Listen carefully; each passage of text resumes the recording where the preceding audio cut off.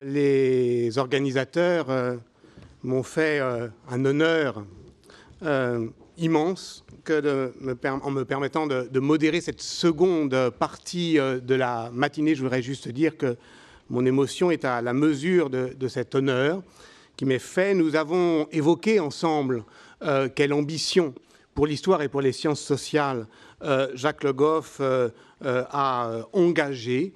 Et on ne peut plus ignorer que c'est précisément dans le Moyen-Âge qu'il a installé son art de la pensée. Et c'est donc à Jacques Le Goff, médiéviste, que seront consacrées les 5 prochaines interventions. Jacques Le Goff a passionnément aimé le Moyen-Âge au point de vouloir qu'il ne finisse jamais. Il l'a aimé de cette passion enfantine dont on l'a entendu encore parler et qui animait son appétit d'historien. Mais quel Moyen-Âge, au fond? Quel espoir mettait-il dans cet autre Moyen-Âge qui est devenu notre Moyen-Âge, un Moyen-Âge assurément urbain, actif, ouvert, universitaire, laïque, inventif. Pour en parler, 5 donc, médiévistes sont réunis. Ils auront, j'en suis certain, à cœur d'assumer cette brièveté bienveillante de l'exemplum pour le faire. Donc, sans tarder, je laisse la parole à Christiane Clapiche-Zubert du travail des Carriers de Carrare aux arbres de famille.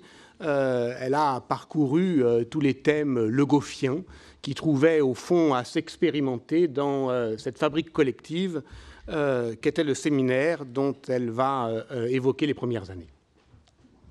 Merci, et merci aux organisateurs de m'avoir invité à évoquer justement ces premières rencontres, cette première rencontre que j'ai donc eu le bonheur d'avoir dans les années 60, au début des années 60.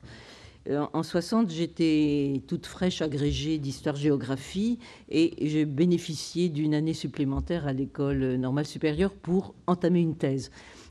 Oui, une thèse. Et sous la houlette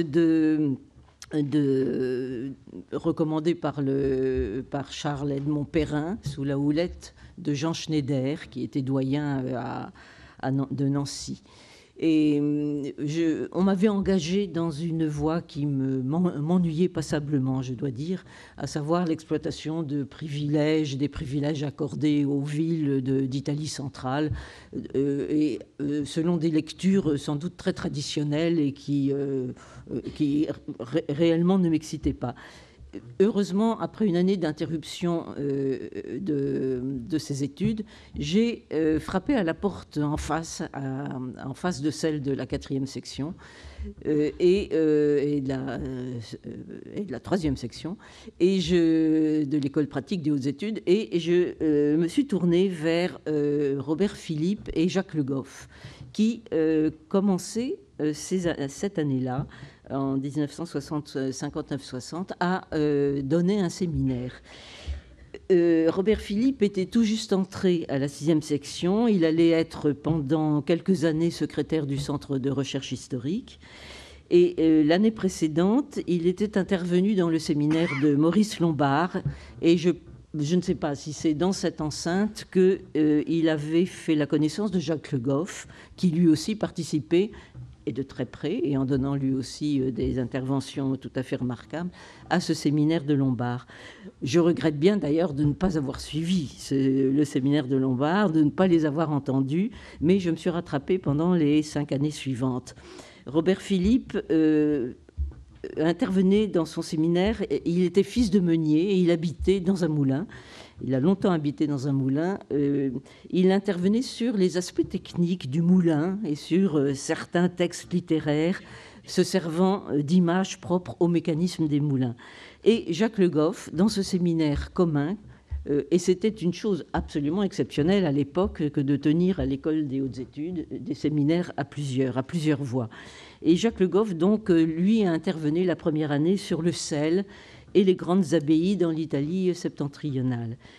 En 60-61, Robert Philippe, qui faisait fonction de sous-directeur d'études à peu près vers cette époque-là, et Le Goff, qui avait été élu maître assistant en 61, et qui étaient tous les deux chargés de conférences, présentent encore leurs recherches dans le séminaire de Maurice Lombard, mais ils tiennent leur séminaire propre, à la différence de ces exposés dont j'ai donné les titres approximatifs tout à l'heure.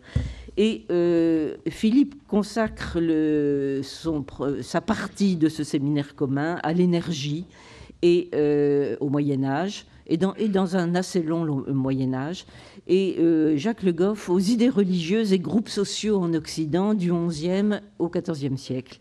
Et ce séminaire combiné, portant donc à la fois sur la vie matérielle et sur la vie spirituelle entre les XIe et XIVe, XVe siècles, ils continueront à entrelacer ces deux aspects et à unir leurs talents pendant les années 61-62, une année où là je deviens une fidèle de ce séminaire double, et que je grimpe le vendredi soir les étages qui conduisent à cette salle bibliothèque que l'école pratique des hautes études avait concédée aux quasi-hérétiques de la 6e section.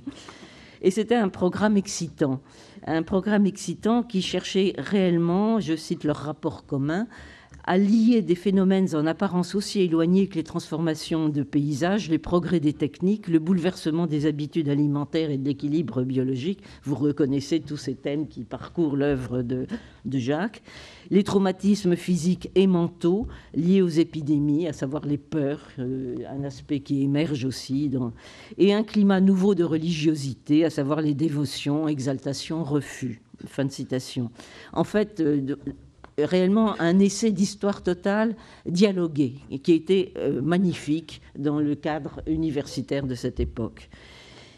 Leur enquête se resserre en 61-62 sur la naissance d'une société urbaine, Arras en l'occurrence, et sur le front pionnier des confins Beauce-Perche, où Robert Philippe a ses attaches et son moulin. Et leur attention se porte sur les refus ou résistances des hommes nouveaux, qui déferlent sur la ville et qui résistent ou qui contestent les disciplines de tous ordres, les disciplines religieuses, etc. Et Jacques Le Goff évoque déjà l'apparition du millénarisme et évoque les thèmes apocalyptiques également. Mais aussi, il s'amorce une réflexion sur les rythmes d'occupation et désertion, c'est-à-dire que le temps intervient désormais dans les espaces qu'il parcourt, et des désertions des campagnes, et c'est ce qui va faire en effet l'objet de la grande enquête du Centre de recherche historique sur les villages désertés, qui a été un travail collectif mené en liaison avec les archéologues polonais et français, et qui sera présenté au Congrès d'histoire économique de Munich en 1965. Cela a donné lieu non seulement à l'article qui a été rappelé tout à l'heure, mais aussi à un gros volume du même titre, Les villages désertés, etc. Et je participe à cette enquête au sein du CCRH, et je fais de plus près connaissance avec Jacques Le Goff, qui était, dans mon souvenir, toujours attentif à gommer je dirais pas les dissensions, mais disons les petits écarts entre les personnes qui pouvaient surgir dans ce groupe, et toujours très habile à recadrer utilement les recherches collectives, toujours soucieux aussi de relier les mouvements économiques de fond aux attitudes mentales et au nourrissage de l'imaginaire occidental. En 62-63, les choses changent quelque peu parce que Jacques Le Goff, qui n'a fait qu'un bref passage dans un poste de maître de conférence, a été élu dès 1962 comme directeur d'études. Il garde un séminaire théoriquement commun avec Robert Philippe, où il peut intervenir éventuellement, mais il tient son séminaire propre. Et il le consacre aux peurs, en général liées aux famines et aux épidémies, qui, dit-il dans son rapport, s'intègrent dans un complexe mental de culpabilité collective. Et il s'attache tout particulièrement à la peste du VIe siècle et à la figure de l'une de ces deux sources principales, les deux Grégoire, Grégoire le Grand, le pape, et Grégoire de Tours, le saint. Et je suis ce séminaire avec passion, car la finesse, enfin l'approche des textes qu'il entreprend de disséquer devant son auditoire est splendide, et sa virtuosité aussi à relier les informations légendaires dans les vies de ces saints personnages et le contexte social. Et dans le séminaire 63-64, il apparaît seul dans l'annuaire. Robert Philippe a quitté l'école, et en tout cas le secrétariat du CRH, et plus tard il renoncera à son poste à la 6e section et il prendra un poste à l'université du Mans. Et Jacques poursuit son étude des peurs médiévales, celles du 6e siècle surtout, et aussi on voit l'interaction avec les anthropologues se nouer dès cette époque. Elle se traduit en particulier par la participation et la contribution de Claude Meilhassou au séminaire, auquel il donne une contribution qui permet de confronter une société africaine vivant en économie de subsistance aux sociétés chrétiennes du Haut Moyen-Âge. Et les nombreux invités à ce séminaire de Jacques sont vraiment... couvre quasiment toute l'Europe et même l'outre-Atlantique, puisque on y reconnaît des noms venant de Pologne, d'Argentine, d'Italie, bien sûr, etc. Et ce séminaire est donc véritablement européen. Sans aucun doute, les échanges qui ont eu lieu dans ce site, entre ces chercheurs de l'Europe orientale ou méridionale et les pistes que suivait Jacques Le Goff ont certainement enrichi beaucoup ces pistes. Les annuaires des enseignements de l'école qui commencent à inclure désormais les publications des enseignants montrent que cette année-là, 3 essais absolument fondateurs pour tous les médiévistes paraissent sur le temps, le travail, les universités. Et c'est aussi l'année où, 64, où paraît la civilisation de l'Occident médiéval, dont le regard neuf et global qu'il porte sur la période, une période déjà longue, a eu un si grand impact sur les médiévistes français et étrangers.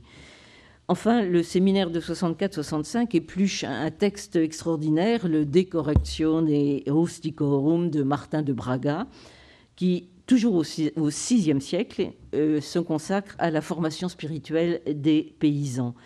Et l'intérêt de Jacques, là, s'affine pour les rapports entre le folklore, qui l'avait beaucoup intéressé aussi dans les discussions avec Robert Philippe, qui était un adepte du temps long et de Varagnac, par exemple, des cultures traditionnelles.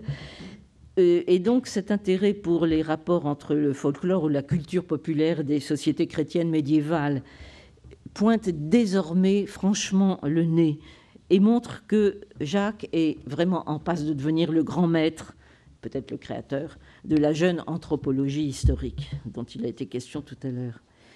Peu de temps après, je serai fascinée par les séminaires qu'il consacrera au dragon, celui de Saint-Marcel de Paris, et ceux qui habitent les imaginaires médiévaux, ou bien à Merlin l'Enchanteur, qu'il occupera au moins 2 années et qu'il confrontera au personnage du fou, de l'homme sauvage, de l'ermite, toujours en étroite, disons, confrontation avec les anthropologues.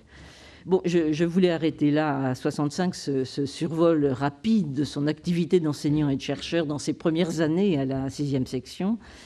Du reste, ma présence s'est faite moins assidue ensuite, dans les années suivantes, mais le souvenir de ces séminaires donc du tout début des années 60 reste très vif, de l'avoir vu dialoguer avec tant de plaisir avec son public, de l'avoir entendu partager avec lui son savoir, ses découvertes avec enthousiasme, accueillir tant de regards ultradisciplinaires ou étrangers sur les thèmes qui le retenaient, et d'en tirer toujours la plus substantifique moelle, car tout y était de ce qui nous a tellement influencés, et d'abord cette manière bien à lui, à la fois audacieuse et prudente, d'ouvrir des portes.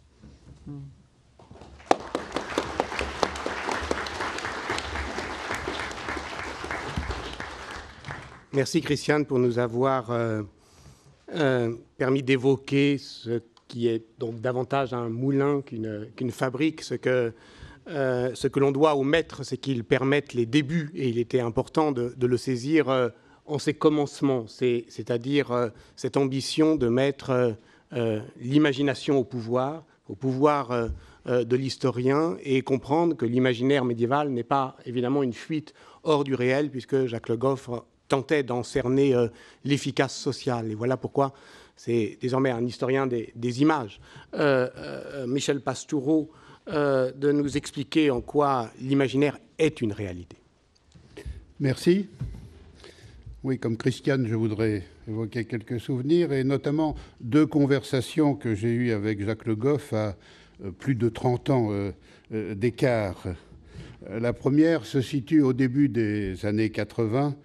C'était le moment où nous commencions à faire un séminaire à 4 voix, Jean-Claude Schmitt, Jean-Claude Bonne, Jacques Le Goff et moi, le vendredi après-midi. Jacques n'avait pas encore publié son livre « L'imaginaire médiéval », donc on doit être entre 82 et 85. Et je travaillais depuis déjà quelque temps sur l'histoire des couleurs, sur l'histoire des images, des emblèmes, des symboles, des animaux, etc. Et comme tous les jeunes historiens de ma génération, j'avais été très impressionné par, dans son livre « La civilisation de l'Occident médiéval » 1964, par la partie qu'il avait appelée « mentalité, sensibilité, attitude », les 3 mots au pluriel. Et comme j'éprouvais quelques difficultés à faire comprendre ce que je faisais à certains de mes collègues et dans les milieux universitaires de manière plus large, j'avais pris mon courage à 2 mains et je lui avais été allé lui demander des conseils. Et je lui faisais part que quand, en historien des couleurs, par exemple, je parlais des pigments, des teinturiers, des colorants, des recettes, des techniques pour teindre, tout ça a été bien reçu parce qu'il y avait du technique, du scientifique, de l'institutionnel, du juridique même. Et puis quand je parlais des problèmes de goût pour les couleurs, de vogue, de mode, de signification, bref, de l'imaginaire de la couleur, alors là, c'était plus difficile de faire passer les résultats de mes enquêtes, et mon travail là semblait frivole, invérifiable, pas quantifiable, pas sérieux pour tout dire. Et je lui demandais comment faire. Et Jacques m'a fait des réponses qui m'ont beaucoup marqué et beaucoup servi par la suite. Il m'a dit « C'est en partie de ta faute. Tu opposes trop le réel et l'imaginaire, et tu as tendance à faire de l'imaginaire le contraire de la réalité. Ce n'est pas comme cela qu'il faut poser les problèmes. L'imaginaire, c'est une réalité, m'a-t-il dit. Et cette phrase m'a beaucoup marqué. Et puis il a pris un exemple qui m'a aussi accompagné pendant longtemps. Il m'a dit, suppose un sociologue ou un ethnologue qui étudie une société donnée et qui laisse de côté tout ce qui concerne l'imaginaire de cette société, c'est-à-dire ses rêves, ses aspirations, ses peurs, ses superstitions, etc. Il est évident pour tout le monde que ce sociologue ou cet ethnologue mutilera complètement ses enquêtes. Eh bien, pour l'historien, c'est exactement pareil. Pour l'historien, l'imaginaire est une réalité à laquelle il doit faire face. Et puis il a réfléchi et puis il a ajouté « Mais ça ne suffit pas de dire que l'imaginaire est une réalité, il faut ajouter l'imaginaire fait partie de la réalité. » Et c'était une très grande leçon qu'il me donnait là et qui m'a accompagné jusqu'à aujourd'hui et que j'ai cherché moi-même à transmettre. D'abord, j'ai repris la formule en laissant la paternité à Jacques, bien sûr, en cherchant dans ses travaux tout ce qui allait dans ce sens. Et son Saint-Louis, par exemple, c'est l'image parfaite de cette osmose entre les faits, le réel, pourrait-on dire, et puis l'imaginaire et même le subjectif des historiens et de l'historien. C'était une très grande leçon. Je m'en suis servi en tant qu'historien des images, par exemple, pour ne pas opposer, comme je le faisais quand j'étais jeune chercheur, trop fortement la représentation réaliste et la représentation conventionnelle. Moi qui suis entre autres spécialiste des armoiries, il faut admettre que le réalisme, c'est une convention, comme le naturalisme en littérature, c'est une convention, et ce n'est pas du tout un jeu de contraire, mais de niveau plutôt. Et puis la deuxième conversation que j'ai eue avec Jacques, c'était beaucoup plus récemment, donc presque 30 ans plus tard, à l'été 2013, c'était l'avant-dernière fois que je le voyais. Nous bavardions dans son appartement rue de Thionville, et je lui faisais part de mes inquiétudes et un peu de mes déceptions, pas pour moi, mais pour mes étudiants. Je soulignais que j'avais eu, moi, une carrière de privilégié, plus que privilégié même, et que c'était plus pareil pour ceux que j'avais formés parmi mes meilleurs étudiants, de grosses difficultés à faire comprendre ce sur quoi ils travaillaient et à le faire reconnaître comme travaux scientifiques. Il y avait, me semble-t-il, une sorte de recul institutionnel, à la fois dans les recrutements, dans les budgets, dans les projets, pour tout ce qui concernait justement ce domaine que j'appelle d'un mot commode mais imprécis, l'imaginaire. Jacques, lui, a fait une typologie de l'imaginaire en tête de son beau volume « L'imaginaire médiéval », paru en 1985. Je lui disais que le balancier semblait repartir dans l'autre sens et que, de nouveau, le caractère subjectif de certaines enquêtes et même de certains objets d'étude était parfois mal vu. Je lui citais l'exemple très pertinent à cet égard d'un de mes étudiants qui avait tout le bagage qu'il fallait pour faire une belle carrière, qui s'était présenté au CNRS pour la 3e fois, auditionné et félicité à chaque fois pour son exposé, pour son dossier, et puis pas pris. Et alors, ce jeune homme était allé voir un des membres du jury la 3e fois et a demandé « mais qu'est-ce que je dois corriger si jamais je me représente au CNRS? Qu'est-ce qui ne va pas ?» Et la personne qui lui a répondu, un peu cyniquement, lui a dit « mais c'était parfait, il n'y a rien à corriger. Vous nous avez appris beaucoup de choses, vous êtes un grand pédagogue, c'est très bien.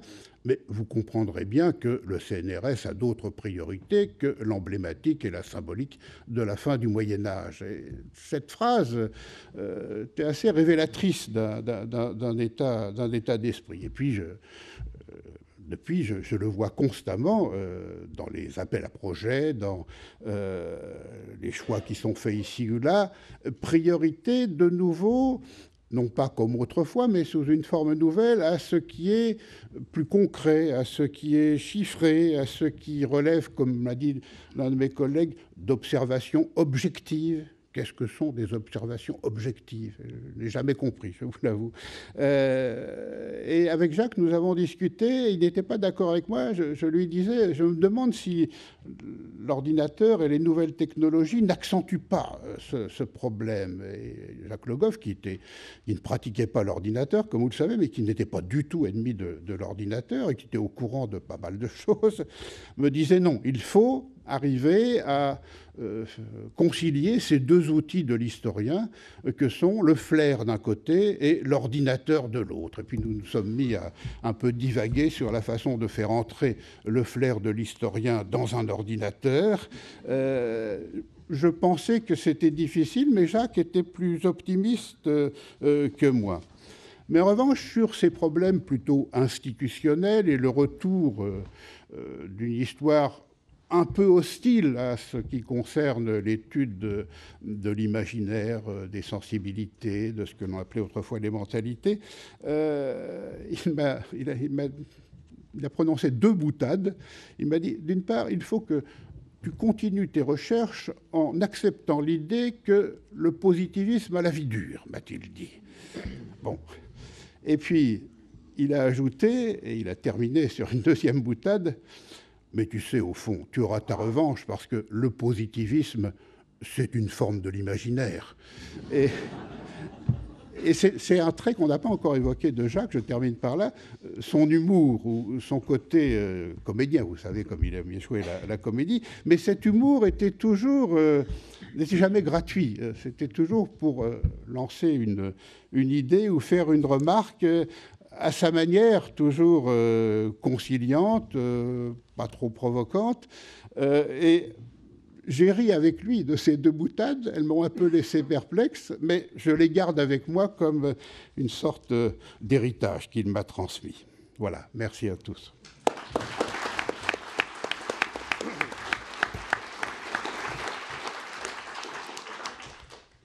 Merci Michel Pastoureau. Si le Moyen-Âge de Jacques Le Goff est une réalité augmentée de l'imaginaire qui l'englobe, alors évidemment, c'est un moment qui permet les audaces et qui permet les expériences.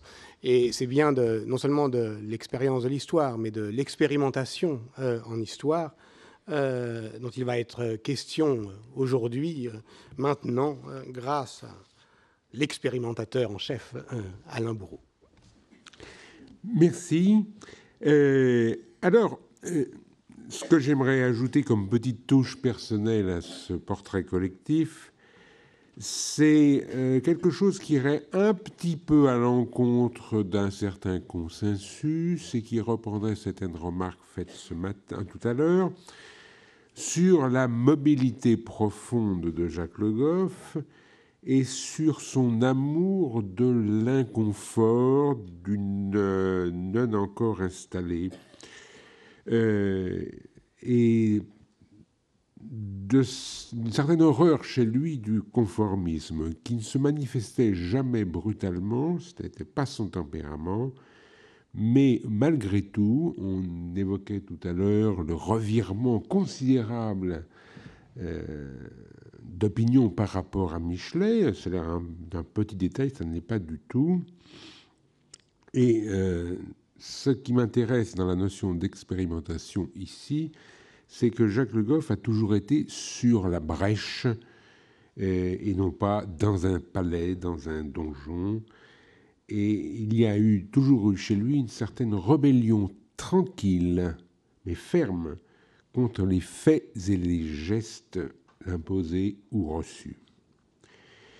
Alors bon, la petite expérience personnelle que j'aurais à ajouter à celle de mes collègues et amis ici présents, c'est que Jacques Le Goff a été un des très rares à accueillir avec beaucoup de chaleur la tentative que nous avions organisée avec Daniel Milot d'Alter Histoire, d'histoire expérimentale. Et ça l'avait beaucoup enthousiasmé, il m'en a parlé personnellement. Je ne sais pas s'il en est demeuré quelque chose dans les textes, mais il était tout à fait ferme là-dessus. Alors, son aspect d'expérimentateur à proprement parler, je le trouve dans toute son œuvre. Parce que quand on parle d'expérimentation, il s'agit d'une intervention active, soit sur les pratiques historiographiques, soit sur les sources historiennes. L'expérimentation sur les pratiques historiographiques, disons, c'est la plus commode, la plus reçue, c'est celle qui importe le plus, c'est de prendre à rebrousse-poil l'historiographie et de faire le contraire pour voir ce que ça donne. L'exemple, quelques exemples parmi beaucoup d'autres, c'est la façon dont Jacques Le Goff a pris les sources par un biais, a changé le biais en faisant passer la substance du document à l'état d'accident ou à l'état de thème secondaire pour faire monter le thème secondaire. Ce qui ne voulait pas dire du tout juger que l'un était plus important que l'autre, mais que par expérimentation, par tentative, on devait essayer de faire cette perpétuation. Alors tout à l'heure, Sylvain va parler du temps, mais à propos du temps, il est manifeste pour moi qu'ici, il y a une expérimentation, enfin du temps et de l'espace, à vrai dire.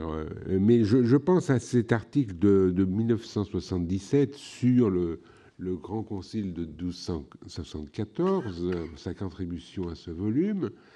Ce qui intéresse à ce moment-là, mais pour cet article, pour cet objectif précisément, c'est les indications de temps et d'espace dans la convocation et l'organisation de ce concile.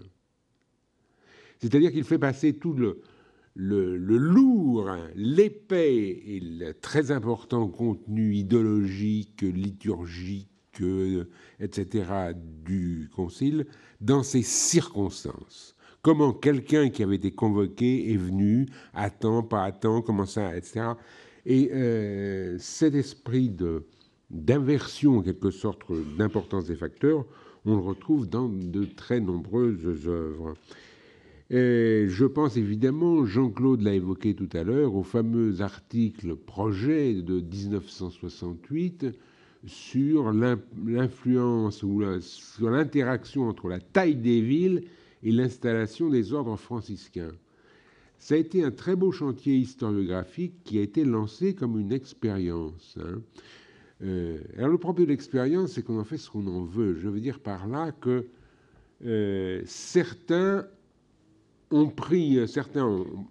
beaucoup ont participé à ce projet, bien des collègues, et le résultat était très, très diversifié et éclaté. C'est-à-dire que certains ont fait simplement le minimum requis par le commentaire, ce qui était tout à fait légitime. D'autres s'y sont attachés un moment, et d'autres en ont fait quasiment un objet nouveau d'étude. Et donc ça, c'est la vertu de l'expérimentation, de passer vite d'un projet à un autre, en laissant ouverte la possibilité d'installation plus longue. Alors donc il y a eu cette... et pour finir, pas pour finir parce que j'ai encore une minute ou deux, à donner un autre exemple, mais cet esprit expérimental, il existait déjà dès le tout début de la carrière de Jacques. C'est-à-dire que son ouvrage, qui était, on a beaucoup glosé là-dessus, mais sur les intellectuels au Moyen-Âge, c'était typiquement la pratique d'un anachronisme absolument volontaire. Bien évident que tout le monde aurait pu reprendre, critiquer, suggérer, et que ça n'a pas été fait parce qu'il tenait beaucoup à ceci. En quoi consiste l'expérimentation? Ça consiste à jeter, en quelque sorte, dans une époque historique, un concept, une image qui lui est totalement étrangère, pour voir ce que ça donne. Voir ce que ça donne, ça veut dire que le mot intellectuel rassemble des choses qui, peut-être déjà au Moyen-Âge, étaient dispersées et appelaient à un rassemblement. Et c'est ce qui se passe de plus en plus. On vérifie de plus en plus cette extraordinaire hypothèse expérimentale des années 50 sur l'importance extrême cachée de la vie intellectuelle, de la vie des concepts. Donc l'expérimentation n'a pas fini, loin de là, de donner ses fruits. Et enfin, je terminerai sur le dernier exemple de conduite expérimentale chez Jacques Le Goff, et elle pourra sembler assez paradoxale, parce que je vais évoquer en une minute simplement l'ouvrage qui paraît le plus classique, je dirais, de son œuvre, c'est-à-dire La naissance du purgatoire. Tout le monde s'y réfère. On a oublié beaucoup de réticences de l'époque qui tiennent précisément, je crois, à l'aspect expérimental de l'entreprise. En quoi expérimentation? C'est-à-dire que Jacques Le Goff a décidé de traiter un thème folklorique, pas sérieux, peut-être important dans certaines conditions de vie, digne tout au plus dans une étude, disons, de vie intellectuelle et théologique d'une petite note, d'un complément. Merci. Et il l'a traité exactement comme on prend au sérieux un concept théologique total. Et donc, il l'a expérimenté en quelque sorte. Il a utilisé tous les outils disponibles par rapport à l'étude traditionnelle, institutionnelle et complète d'un phénomène. Et c'est en cela, cette inversion en quelque sorte des méthodes et des priorités, qu'il a apporté énormément de neuf sur cette vieille question du purgatoire pour venir bien articuler dans la totalité de l'histoire. Bon, voilà ce que j'avais à dire sur la question de l'expérimentation que j'ai toujours éprouvée dans mes visites qui ont duré quand même quelques dizaines d'années, mes visites personnelles à Jacques.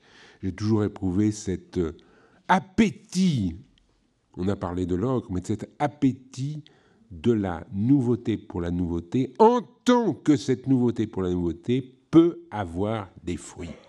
Donc il avait vraiment, à mon avis, un esprit expérimentateur. Je vous remercie.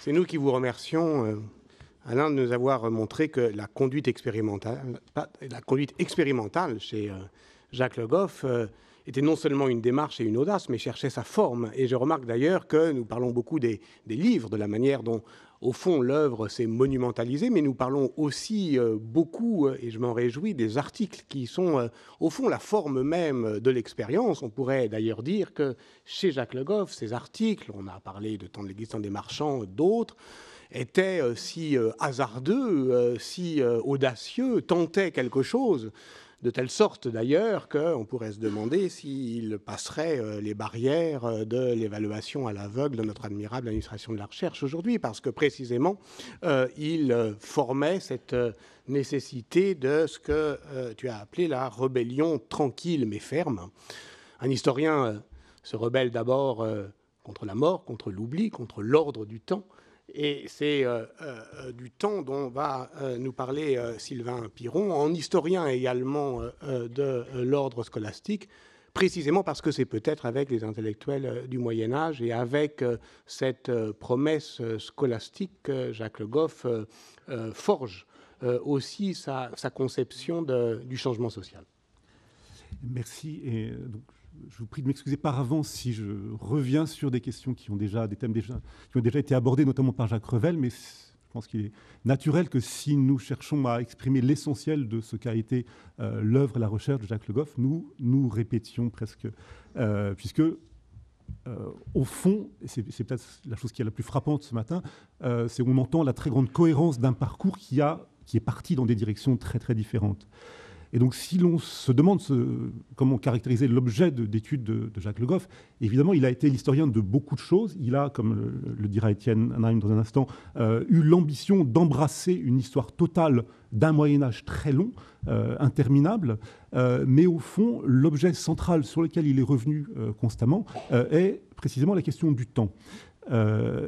Et pas par hasard, et donc je voudrais essayer de réfléchir un peu à pourquoi, quel est le sens de cette insistance sur le temps. Et de fait, donc comme le rappelait Patrick, c'est ce grand article fondamental de Temps de l'Église, Temps du marchand de 1960 qui pose vraiment la question, qui ouvre cette porte. Hein, c'est vraiment une porte monumentale que nous sommes très nombreux à continuer à franchir dans nos travaux. Et il est frappant de noter, c'est son premier article dans les Annales. C'est le premier article qu'il publie une fois qu'il est rentré à l'école des hautes études, et il le fait au moment du fameux séminaire sur le sel dont on vient de parler, donc en partant dans une direction visiblement tout à fait différente, qui est un point de départ de l'histoire des mentalités, telle que lui-même l'a présenté. Donc cet article, je le rappelle très brièvement, c'est un article qui met en scène, je pense qu'il faut dire mettre en scène parce que c'est vraiment un article très théâtral, à partir d'une petite note, d'une question scolastique, d'un texte anonyme. Je pense que c'est assez intéressant pour lui qu'il ait lancé la discussion sur ce franciscain anonyme qui pose la question et qui donne l'argument de l'usure est un péché car l'usurier vend le temps qui n'appartient qu'à Dieu. Alors, je me permets juste de signaler que j'ai fini par trouver qui était l'auteur de cette question anonyme, et j'ai été content que je lui dise. C'est Giral Hoth, un continuateur de Pierre de Jean Olivier, donc dans un fragment trouvé dans un manuscrit florentin. Et donc cette mise en scène, c'est l'opposition d'un temps calculé, mesuré du marchand, d'un côté, et du temps de l'Église qui, comme l'écrit Jacques Le Goff, qui emporte le chrétien vers Dieu et l'éternité. Cet article donc, qui met en scène cette opposition et les façons de réconcilier et les arrangements et les liaisons, les transferts qui s'opèrent entre ces différentes temporalités, est un article qui réalise une série d'opérations historiographiques nombreuses, à mon avis, et qui vont bien au-delà de la simple question du temps. Donc j'y reviendrai parce que le dialogue avec Braudel ici est très important. Mais d'abord, il fait quelque chose qui a été fondamental pour toute la tradition qui s'inspire de Jacques Le Goff pour étudier la scolastique et l'histoire intellectuelle médiévale. C'est lui qui avait véritablement ouvert, dans cet article qui prolonge sur ce point le petit livre sur les intellectuels, de faire rentrer l'Église en tant qu'institution et la théologie en tant que pratique savante dans le champ de l'histoire. Et si on regarde, c'est assez frappant, les historiens antérieurs, il y a certes des histoires du sentiment religieux, de l'expérience religieuse, mais la théologie et l'Église sont cantonnées dans un champ à part, qui est le domaine de l'histoire ecclésiastique, de l'histoire des doctrines, du dogme, par une sorte d'effet de la séparation de l'Église et de l'État. Enfin, je dis dans le cas français, c'est très net. Et Jacques Le Goff brise cette clôture. Donc là encore, il ouvre des perspectives et il le fait, il faut le rappeler, grâce au dialogue permanent qu'il entretient depuis quelques années déjà avec Marie-Dominique Chenu, qui a été son grand maître en théologie et celui qui l'a invité à faire une histoire de la théologie, Chenu étant lui-même un théologien lecteur des annales, cherchant à introduire l'histoire dans la théologie. Et c'est aussi important de le rappeler, on est avant le Concile de Vatican II. Donc c'est aussi quelque chose de très neuf de vouloir faire l'histoire d'un dogme qui est supposé être immuable et intangible. Et de fait, donc Alain Bourreau a déjà bien parlé de la naissance du purgatoire, mais la naissance du purgatoire a été présentée par Jacques Le Goff comme justement une des résolutions des tensions entre ce temps de l'Église, temps du marchand, par un temps intermédiaire qui est un temps variable, mesurable et encore plus manipulable, je le cite, qui s'introduit dans l'au-delà, donc qui est vraiment la forme de intermédiaire de transition entre les deux et de négociation possible entre ces différentes temporalités. Alors, il y aurait beaucoup d'autres choses à dire sur effectivement les fameux articles de l'Encyclopédie Einaudi qui ont été rassemblés dans le volume Histoire et Mémoire. Je voudrais juste signaler l'importance d'un texte qui a été d'un inédit de 99 qui a été ajouté dans l'édition Quarto, qui a repris donc l'ensemble de ces articles et la naissance du purgatoire, sous le titre « Un autre Moyen-Âge ». Et il est très intéressant de noter que Jacques Le Goff a ressenti le besoin d'introduire un article inédit intitulé précisément « L'Occident médiéval et le temps », qui est une sorte de grande synthèse et de reformulation de l'article initial de 1960, qui enrichit de nouvelles harmoniques, de nouvelles dimensions cette présentation.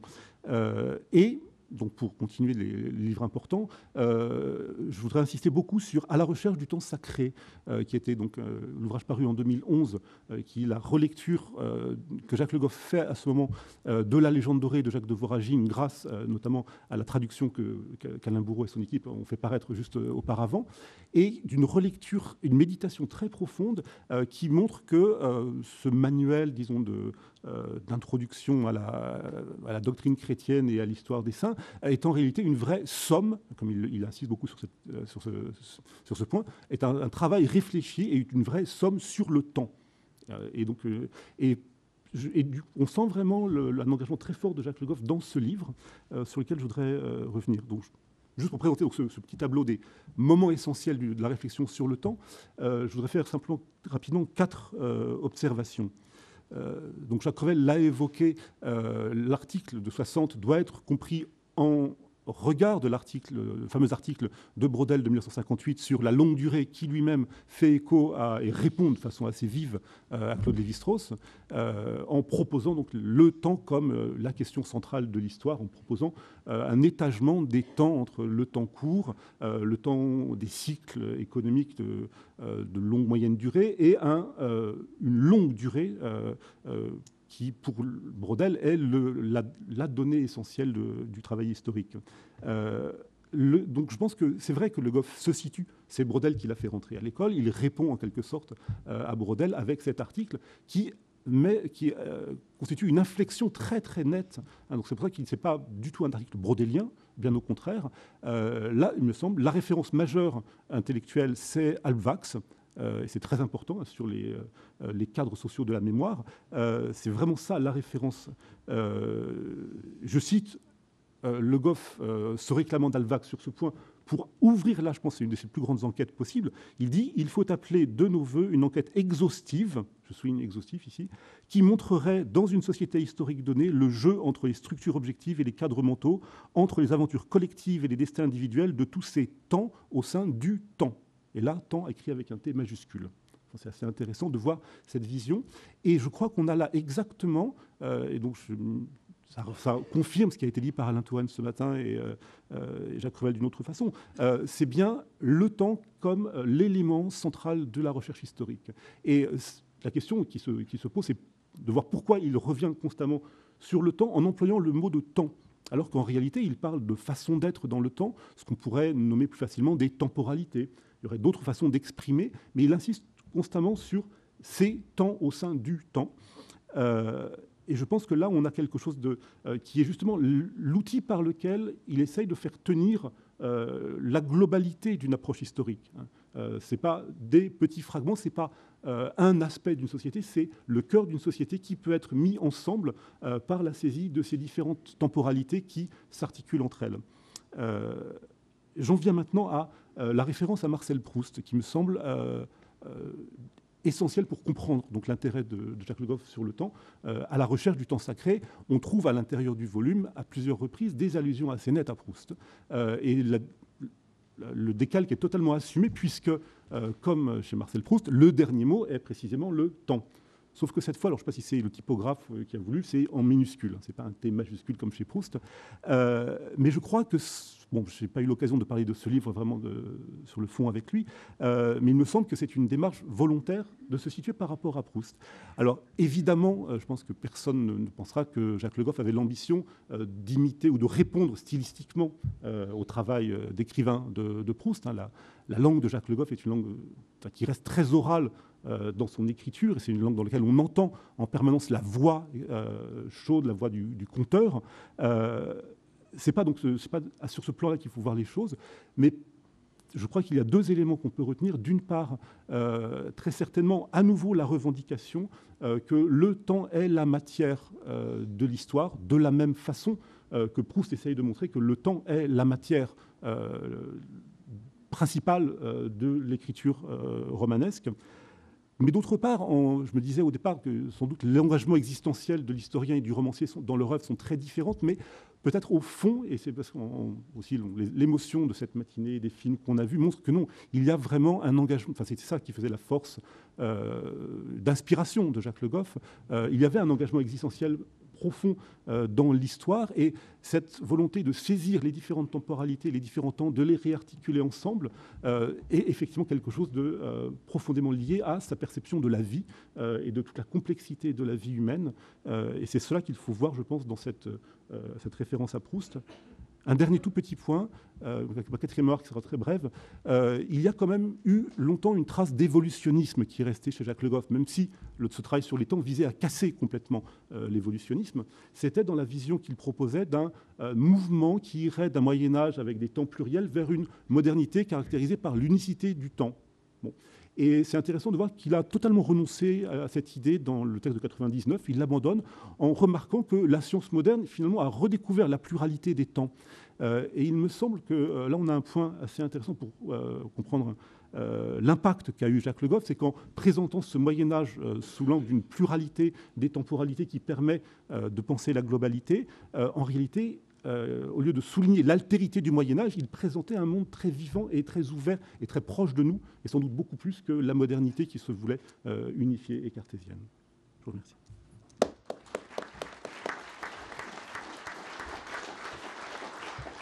Merci beaucoup. Un engagement, une manière d'adresser l'histoire, un parti pris vitaliste également. On voit bien combien ces choix ne sont pas que scientifiques, ils sont aussi humains, ils portent pour l'historien des songes un rêve, et en particulier ce rêve d'histoire totale que, pour achever notre seconde table ronde de la matinée, Étienne Hanheim va évoquer désormais.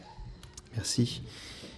Pour souligner l'importance de l'étude de l'imaginaire médiéval dont parlait Michel Pastoureau tout à l'heure, ce champ de recherche qui a été largement ouvert par son contemporain Jacques Le Goff, Georges Duby disait que la trace d'un rêve n'était pas moins réelle que la trace d'un pas. Et ce qui vaut pour l'histoire vaut pour l'historien lui-même. Suivre la trace de Jacques Le Goff, c'est suivre ses rêves autant que suivre ses pas. Et s'il y a bien un rêve qui a habité la vie de Le Goff comme historien, c'est celui d'une histoire totale. Cette expression est souvent accolée à l'ensemble de ce qu'on appelle l'école des annales, mais dès lors qu'on relit les écrits des acteurs de cette histoire, on s'aperçoit qu'il s'agit en réalité d'une illusion d'optique. Elle est presque absente chez Marc Bloch, Lucien Febvre, qui lui préfère d'autres désignations, par exemple explication totale pour Bloch, histoire à part entière pour Febvre. Et on ne la trouve guère davantage chez Braudel, qui a lui, on le sait, une prédilection pour l'expression d'histoire globale. C'est vraiment chez Jacques Le Goff que s'impose l'expression d'histoire totale et qu'elle est ensuite employée pour qualifier rétrospectivement le projet des annales. Cette expression ne surgit cependant pas du néant. Dans les années 50, on voit que son usage s'intensifie progressivement hors des annales, par exemple avec Henri Bert, qui en fait l'équivalent de ce qu'il appelait quelques décennies plus tôt l'histoire universelle, et puis surtout dans les annales, où on la trouve sous la plume de Pierre Chaunu, de Robert Mandrou, de Paul Leuillot. Elle devient ensuite très fréquente dans la revue pour désigner un ouvrage considéré comme caractéristique des objectifs de la revue, ainsi qu'en témoignent les comptes rendus à partir des années 1960. Et c'est dans ce contexte que Jacques Le Goff l'emploie, par exemple, en 1961, dans son article présentant l'enquête collective sur le sel au Moyen-Âge. Un article qui se conclut par ces termes : « Le sel n'a pas seulement été un produit clé, il est un objet d'histoire totale. » Le terme a alors une résonance braudelienne, celle d'une vaste recherche à l'échelle de l'Europe, mêlant histoire technique, économique, politique, sociale, imaginaire, à partir d'un objet qui permettait de parcourir toute l'étendue spatiale et fonctionnelle de la société médiévale. Dans les années 1970, l'expression devient, chez Jacques Le Goff, systématique et militante presque, comme on le voit dans l'article publié avec Pierre Toubert en 1975, « Une histoire totale du Moyen-Âge est-elle possible ?» Le concept se précise alors dans le sens d'une double totalisation. Totalisation des outils de l'historien et totalisation de la connaissance historique. Il faut pour Le Goff décloisonner les savoirs, de l'érudition jusqu'aux sciences sociales, pour parvenir à envisager la totalité de la société médiévale, avec l'appui de la notion de structure, qui est revendiquée alors comme l'outil nécessaire pour unifier l'interprétation du réel. Dans La Nouvelle Histoire, en 1978, il donne sa plus grande extension au projet. Il parle, je cite, d'étudier le tout d'une société qui est présentée. Et il rattache alors cette notion à la fondation de la revue par Bloch et Febvre. La même idée est réaffirmée en 1988 dans la nouvelle préface à la réédition du livre, mais en fait on voit que la notion de structure s'efface progressivement et que l'histoire totale connaît une nouvelle inflexion avec le Saint-Louis en 1996, qu'il présente comme un livre d'histoire totale, visant à épuiser son sujet, mais aussi à en restituer la totalité, en particulier grâce à un dispositif narratif qui joue un rôle essentiel dans le mécanisme de totalisation. On le voit, derrière la continuité du rêve et de l'expression se dissimule une évolution. L'histoire totale du sel n'est pas tout à fait la même que celle de Saint-Louis. En 1961, la totalisation est produite par le déplacement au sein de la société médiévale, y compris déplacement géographique et imaginaire grâce à l'étude de la circulation du sel depuis les salines et les mines jusqu'aux cuisines et aux représentations. Dans les années 1970, c'est une structure abstraite et non plus un objet matériel qui produit la totalisation. Enfin, dans les années 90, par un renversement presque dialectique, c'est un sujet, Saint-Louis, qui permet la totalisation à travers son expérience du monde restituée par l'écriture de l'historien. Ce mouvement, qui a pour pivot le moment structuraliste, conduit d'une conception extensive à une conception intensive de l'histoire totale. De l'une à l'autre se conserve cependant l'idée d'un dépassement, d'une frontière à franchir, d'un espace à conquérir, ce qui explique aussi pourquoi le terme a parfois été critiqué comme porteur d'une vision impérialiste de l'histoire. Il est vrai que l'histoire totale de Jacques Le Goff, même si elle est pacifique, partage avec la guerre totale héritée de Clausewitz l'idée qu'elle n'a pas de limite et qu'elle touche l'ensemble de la vie. L'importance que Le Goff lui a donnée vient sans doute de cette absence de limitation qui ferait de l'histoire des annales l'incarnation d'une nouvelle figure du savoir absolu permettant d'accéder à la totalité d'une société. Cette croyance est elle-même le fruit d'une généalogie intellectuelle complète. En effet, en privilégiant sa dette à l'égard de Bloch, Fèvre, Braudel, Le Goff a en partie relu l'histoire. C'est lui-même qui a fait dans sa préface de 1983, des rois thaumaturges, l'histoire totale d'un miracle. Il utilise cette expression alors que, évidemment, il le dit dans sa préface, Marc Bloch ne l'utilise pas. En réalité, si la filiation avec les annales des origines est bien sûr forte, le terme d'histoire totale indique aussi d'autres circulations intellectuelles. La première, la plus importante, est celle de l'anthropologie, et en particulier, je dirais, l'anthropologie de Marcel Mauss. La formulation d'une histoire totale, qui utilisait des structures comme outil d'investigation, dans les années 1970, rappelle directement la notion de fait social total, en particulier dans la présentation qu'en donnait Claude Lévi-Strauss dans sa longue préface à la réédition des travaux de Marcel Mauss en 1950. Et le souvenir de Mauss entre sans doute pour une bonne part dans la conception par Le Goff d'une histoire totale qui permette l'interprétation complète d'une société à partir d'un élément isolé mais totalisant.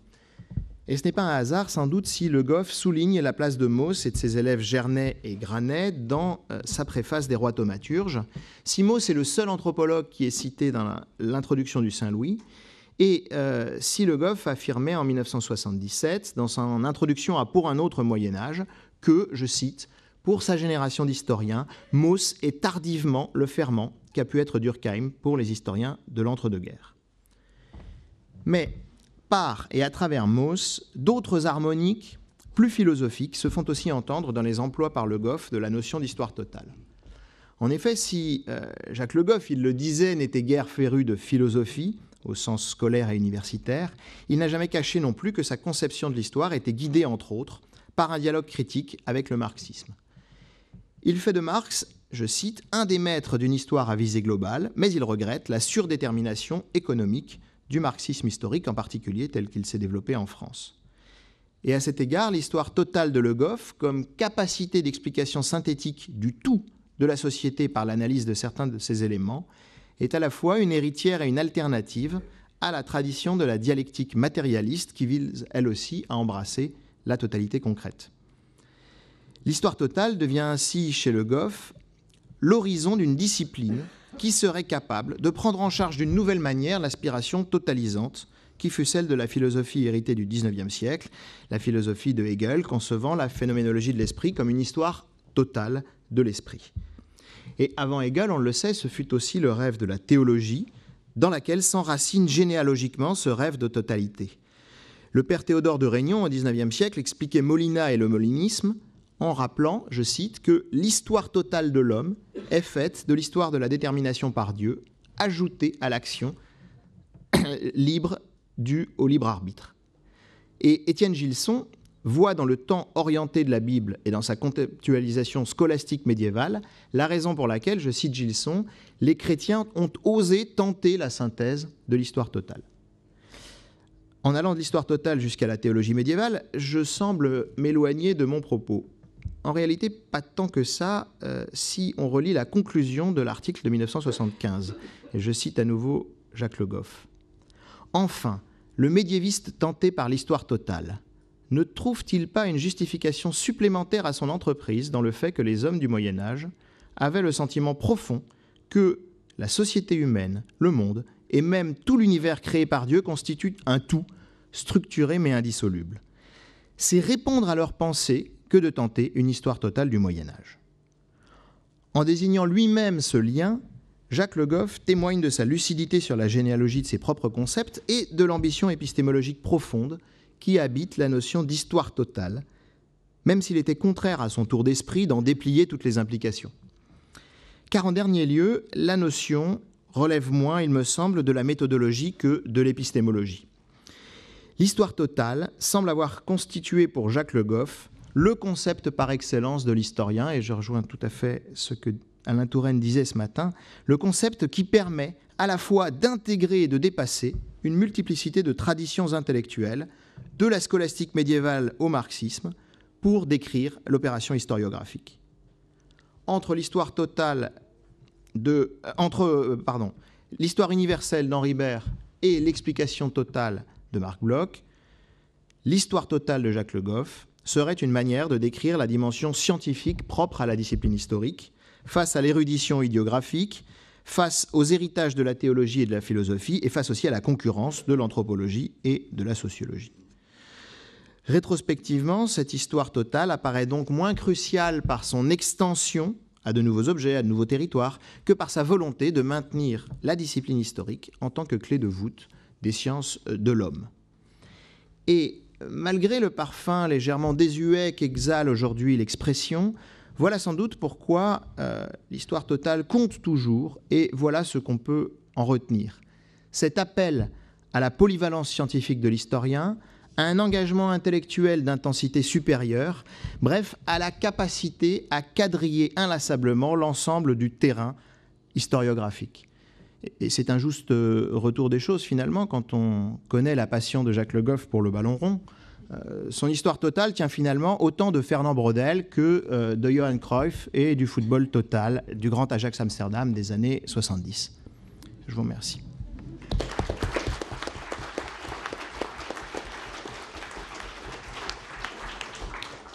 Merci beaucoup, Étienne, pour nous avoir montré combien notre interrogation sur quel médiéviste fut Jacques Le Goff doit nécessairement déboucher aussi sur cette question. Quels médiévistes serons-nous pour nous porter à la hauteur de son ambition, de son exigence, qui, comme tu l'as dit, trouvait forme aussi dans des procédés narratifs. On a parlé également de la voix chaude du conteur dont le texte n'était que la cendre refroidie. C'est de ça dont il est question dans les deux témoignages que nous allons voir et qui nous montrent Jacques Le Goff au travail de son écriture.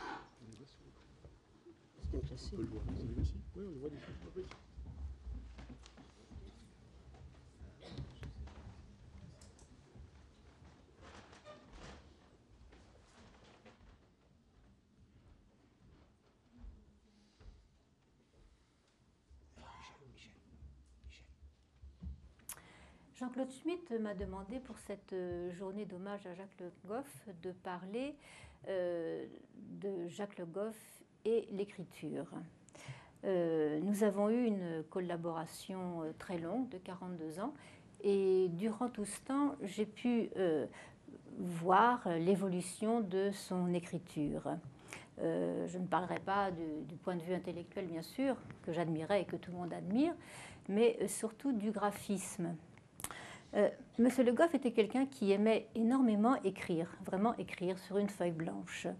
Il ne le faisait jamais avec précipitation, toujours avec beaucoup de pondération, que ce soit pour une lettre, même une petite carte, c'était toujours très bien écrit et appliqué. Il le faisait toujours avec un stylo à plume, avec une recharge d'encre et l'encre toujours bleue. D'ailleurs, beaucoup de documents et beaucoup de chemises s'en souviennent. Il aimait recevoir des lettres manuscrites et très souvent il me faisait des commentaires sur les auteurs de ces lettres.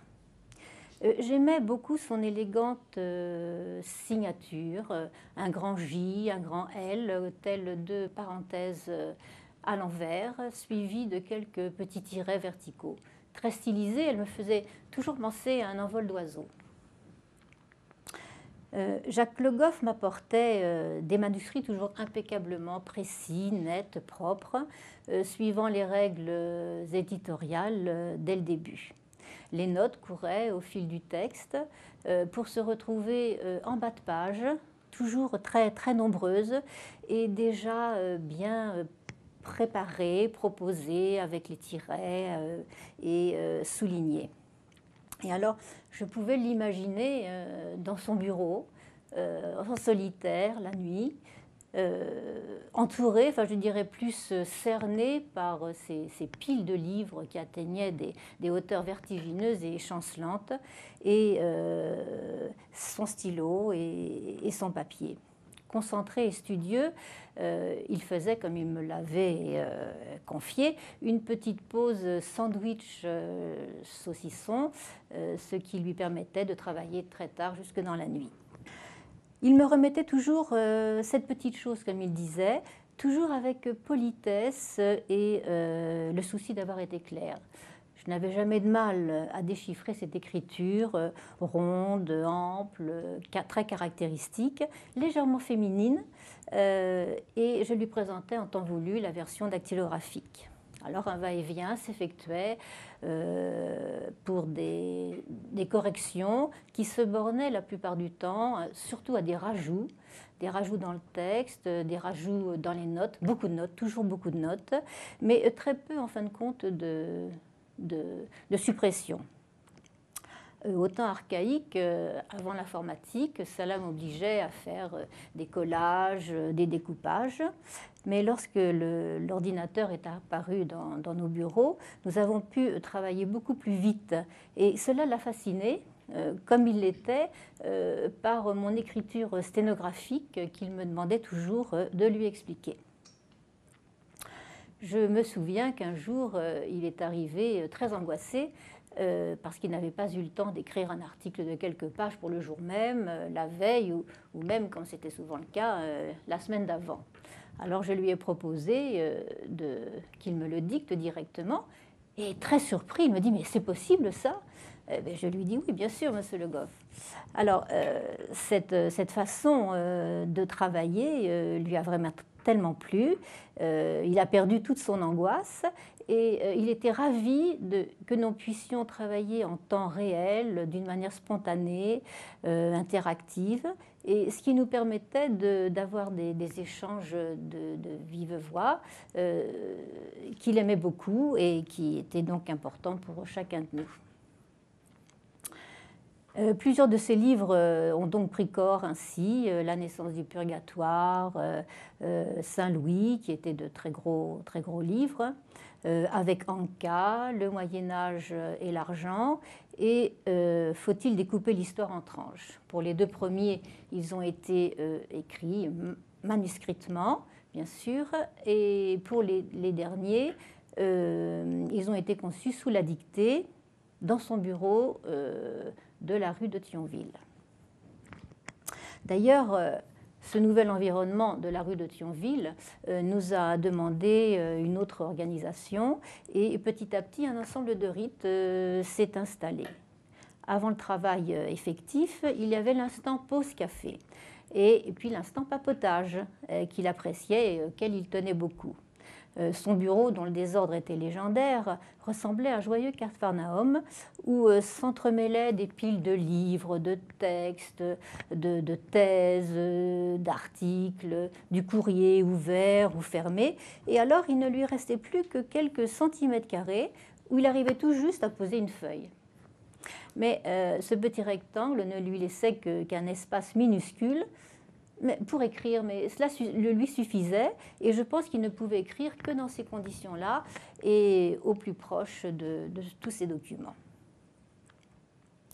Alors lorsque son travail de recherche était arrivé à point, il m'annonçait son souhait de commencer la dictée. Dernière concentration, livres ouverts, tout dictionnaire également, la langue française, les dictionnaires italiens, anglais, les synonymes, la Bible et les livres fondamentaux et ses notes. Il était prêt. Installé à mon ordinateur, je lui donnais le coup d'envoi. Il commençait alors tel un rouleau compresseur, sans temps mort, avec cette sûreté exceptionnelle qui révélait son profond travail antérieur. Ce qui me fascinait le plus, c'était la fluidité de ses phrases, son aptitude à dicter. Son cerveau fonctionnait tel un ordinateur. Les premiers mots faisaient mouche immédiatement et les paragraphes se suivaient dans un ordre précis et déjà très structuré. J'avais l'impression qu'un fleuve coulait tranquillement. Il n'y avait jamais d'hésitation ou simplement pour un mot, un synonyme, une expression qu'il jugeait indispensable. Alors nous prenions le temps de chercher, de l'essayer et de l'adopter. Parfois, il y avait de longs silences que je respectais et qui lui permettaient de récupérer ou de replonger dans une recherche précise cachée dans sa mémoire. Quelquefois, un livre dont il avait besoin manquait. Et alors, c'était une véritable chasse au trésor, mais c'était incroyable. Il me donnait des indications d'une extrême précision en me disant que le livre était de telle couleur, de telle grandeur, de telle épaisseur et à tel endroit. Alors je partais dans les bibliothèques de l'appartement et effectivement, je le trouvais tout de suite, sauf si ce livre se trouvait dans son bureau. Parce que Jacques Le Goff était un champion du désordre. Hein. En quelques secondes, un livre, une lettre, un document qui était devant lui à l'instant pouvait se retrouver, se volatiliser et se retrouver dans un endroit très curieux. Mais bon, en général, l'expérience me donnait très souvent l'avantage de le retrouver.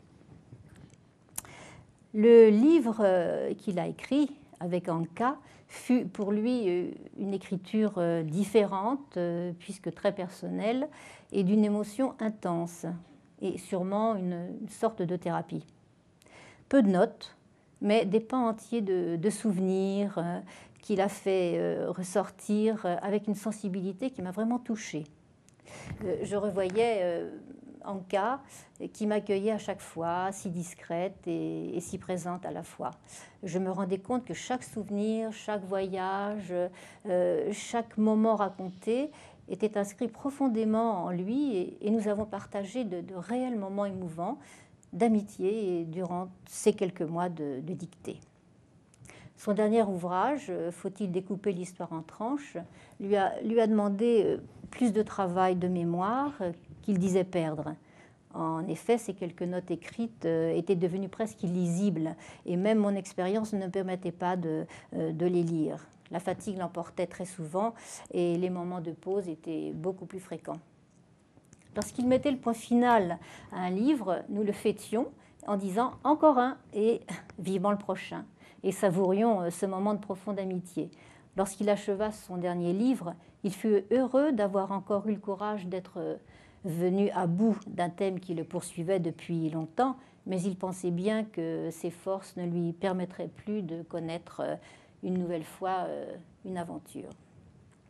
À présent, tous ces mots et ces phrases, ces livres sont regroupés dans ma bibliothèque et il n'est pas rare que je les consulte en me souvenant de lui, en le remerciant d'être ce qu'il a été pour la communauté intellectuelle et pour moi personnellement. Son écriture généreuse est présente à jamais.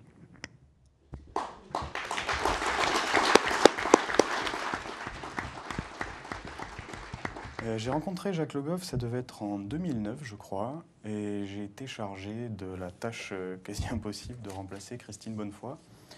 Donc j'allais chez lui plusieurs heures par semaine, le mardi, le mercredi matin.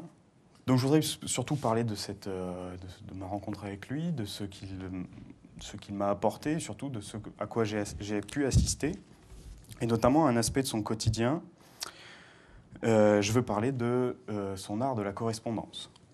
Depuis plusieurs années, il avait l'habitude de surtout interagir à l'écrit. Et ses formulations orales étaient imprégnées fortement de cette habitude. Il parlait comme il écrivait. Plus précisément, il parlait comme il dictait. Et j'étais en première loge car j'étais là pour prendre sous la dictée son courrier sur un petit ordinateur portable que j'amenais chez lui, puisqu'il n'en avait pas, de fait. Il n'en utilisait jamais. Cette habitude de dicter avait une première conséquence qui était, je crois, l'extrême lenteur avec laquelle il parlait souvent.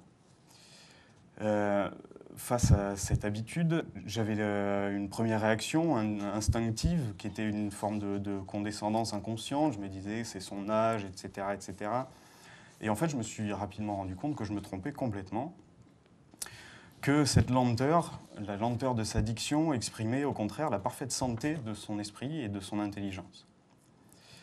En fait, il choisissait tous ces mots avec un soin très particulier et il réfléchissait systématiquement avant de prononcer.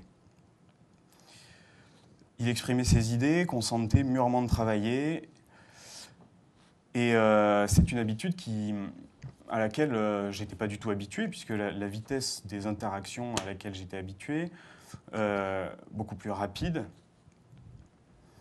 avait l'effet délétère de souvent disjoindre les aptitudes verbales, rhétoriques, syntaxiques et les aptitudes intellectuelles. On parle beaucoup trop vite par rapport aux exigences intellectuelles lorsqu'on pense. Chez lui, ce n'était pas du tout ça. Chez lui, il parlait, il prenait le temps de penser lorsqu'il parlait. Il était très méticuleux quand il parlait et, à l'exception notable de réactions épidermiques lorsqu'il lisait des journaux parfois, où je l'entendais s'exclamer face à ces conneries, bordel à cul, comme il disait, très souvent. Et donc je disais que cette habitude de parler lentement lui venait, je pense, de l'habitude qu'il avait prise de dicter l'essentiel de ses textes. Si bien que ces pratiques de l'oral et ces pratiques de l'écrit étaient venues à se confondre, je pense. Et ça s'exprimait au quotidien, enfin, surtout quand j'étais chez lui, dans le travail que je faisais avec lui, ça s'exprimait dans cet art de la correspondance, c'est-à-dire ses lettres et ses mails. Et là aussi, il me fallut un temps d'adaptation. Et bon, c'est bien moi qui n'étais pas adapté, non pas lui, bien évidemment, car prenant sous la dictée, je tapais plus vite qu'il n'écrivait, qu'il ne parlait, pardon. Et comme il réfléchissait pour chacune de ces formulations, souvent, au début, je trépignais d'impatience. Je me disais souvent qu'à ce train-là, on n'aurait jamais le temps de terminer tout ce qu'il avait prévu de faire. Et je me suis habitué finalement au rythme, le rythme qui était le bon. Ce rythme était le bon parce qu'il correspondait précisément au ton qu'il voulait mettre dans ses lettres, c'est-à-dire un soin extrême et une très grande précision dans les formulations.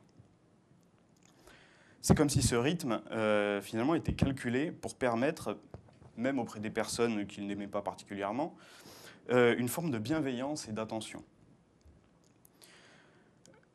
Parce que c'était, je pense, une exigence éthique qu'il s'était d'abord donnée, qu'il avait ensuite transformée en habitude, de toujours exprimer énormément de tact et de bienveillance dans ses courriers, ce qui permettait de préparer, je pense, le lecteur de sa correspondance, de le mettre dans de bonnes dispositions.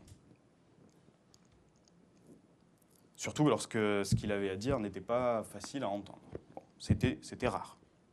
C'était rare parce que l'immense majorité des courriers qu'il m'a dictés pendant ces années, donc c'était à peu près pendant 5 ans, il a dû me dicter 300 ou 400 lettres et à peu près 800 mails. Je ne sais pas du tout ce que ça représente. Moi, ça me paraissait énorme, évidemment. Mais l'immense majorité de ces courriers étaient destinés à des amis et c'était aussi pour lui, je pense, l'occasion d'exprimer son affection. J'avais la sensation parfois que, à travers ces courriers, il s'exprimait une forme de nostalgie, une forme de tristesse. Mais c'était assez discret. C'était plutôt un autre affect qui s'exprimait quand il me dictait ses courriers, qui était le même lorsqu'il recevait des courriers de ses amis. C'était plutôt de la joie qu'il exprimait. Parce que cette correspondance était devenue son principal lien avec ses amis, avec notamment les amis qu'il ne voyait plus, qui n'habitaient pas sur Paris. Ça lui permettait de conserver, de continuer ses relations, alors qu'il ne sortait plus de chez lui.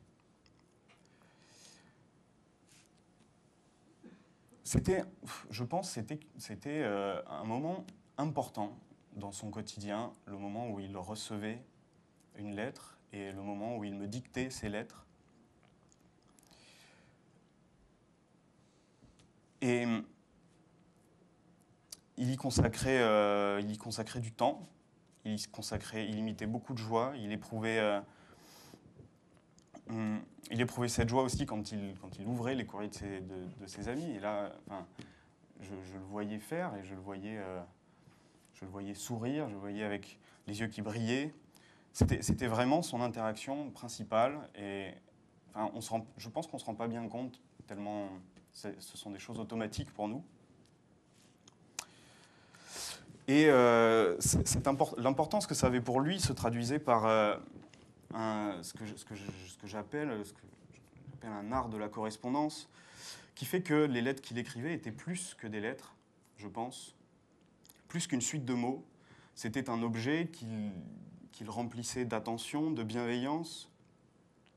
Et le fait que je dise qu'il s'agit d'un art de la correspondance, c'est pas totalement gratuit. C'est parce que je le voyais dicter ses lettres, les composer en direct, et je trouvais qu'il y mettait une grande facilité. C'était très fluide lorsqu'il composait ses lettres. On avait l'impression que ça lui était devenu parfaitement naturel. Et j'appelle ça art parce que ça me fait penser à ce que les artistes italiens de la Renaissance appellent, je crois, la sprezzatura. C'est le fait de faire quelque chose de très technique, de très difficile, en ne laissant transparaître aucun signe d'effort. Et très souvent, ces lettres n'avaient que peu de contenu. Il s'agissait de remercier pour un livre offert, ou pour une lettre envoyée, une lettre reçue, pour décliner une invitation à laquelle il ne pouvait pas répondre positivement. Un but simple donc, mais il mettait justement plus que ces simples contenus dans ses lettres. Il y mettait le geste même d'écrire, le fait de prendre le temps d'écrire, de prendre le temps de composer. Et il essayait de signifier ainsi au destinataire, je pense que la lettre reçue et la lettre dictée avaient une grande importance. Je voudrais citer un exemple que j'ai amené ici. Un jour, il a reçu, je n'ai plus du tout la date en tête, il a reçu un livre qui ne traitait pas du Moyen-Âge. L'éditeur du livre, qui lui avait envoyé le livre, demandait si il pouvait y consacrer une émission des lundis de l'histoire sur France Culture.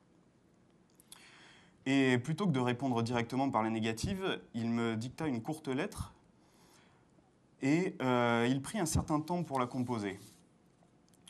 Donc je vais vous la lire et le destinataire, s'il se reconnaît, me pardonnera de dévoiler le contenu de cette lettre.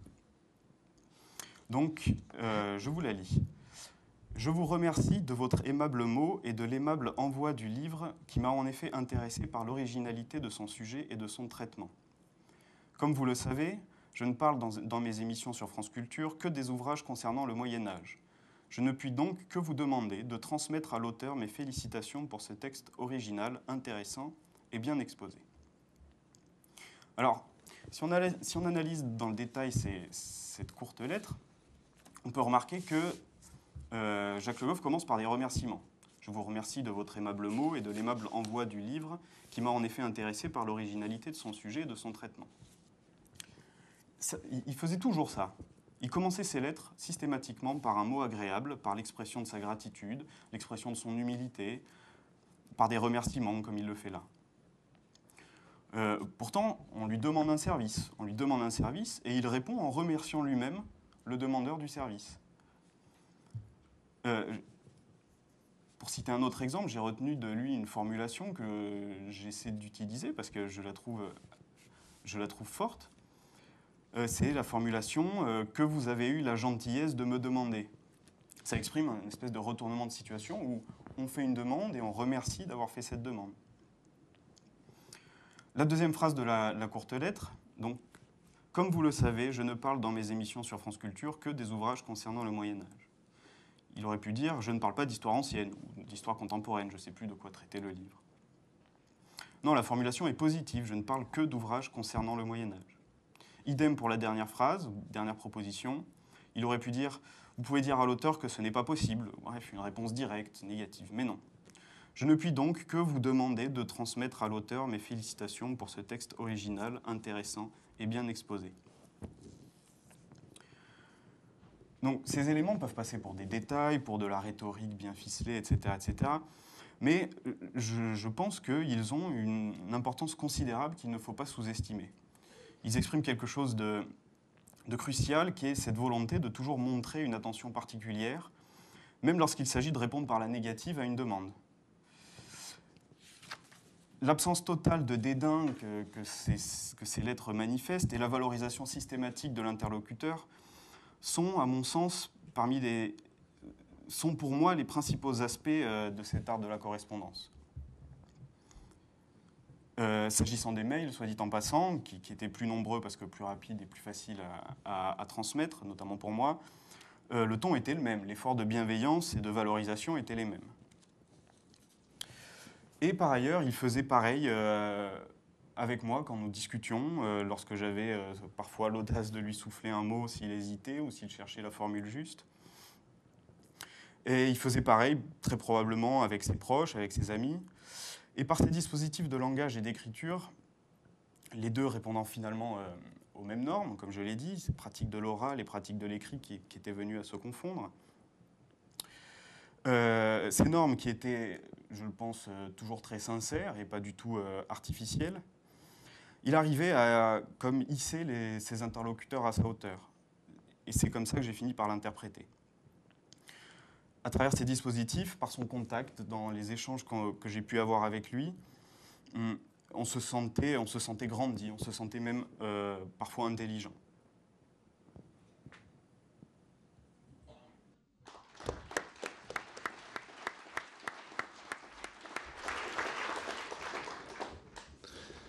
C'est en 1948, à Prague, que Jacques Le Goff comprit qu'il ne souhaitait pas faire l'histoire de l'université, mais des universitaires, et même pas des universitaires, mais des conditions pratiques du travail intellectuel. Et c'est pourquoi, effectivement, ce qu'on a entendu sur le passage de l'oral à l'écrit, sur ce mélange de tact et de véhémence, mais aussi sur ce passage des générations, me semble important.